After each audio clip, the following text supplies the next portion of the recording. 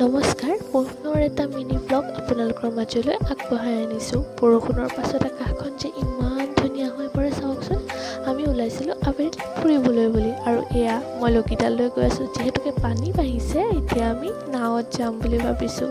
আমি মানে এয়া বা দুয়োগৰাকীৰ লগত নাৱত যাম বুলি ভাবিছোঁ। এয়া তেওঁ বোলে নাও চলাব, ইপিনে নাজানে, হ'লেও ইজনীয়ে চলাবি সিজনীয়ে চলাবি কৰি থাকোঁতে এয়া বব নাওলৈ ফুটিলে।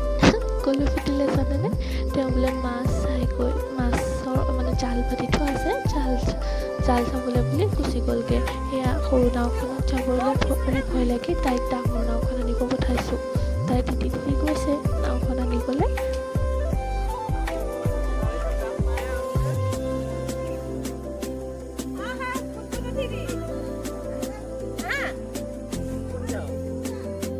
আৰু এতিয়া আমি ডাঙৰ নাওখনত বহি ওলাই গৈছোঁ ফুৰিবলৈ বুলি। নাৱত আমাৰ নাৱৰীয়া কোন জানেনে? এয়া বৌ পূৰা জোৰ লগাই তেওঁ নাও বাইছে, আৰু আমি এনজয় কৰি গৈছোঁ আমাৰ চাৰিওফালৰ প্ৰাকৃতিক সৌন্দৰ্যবোৰ।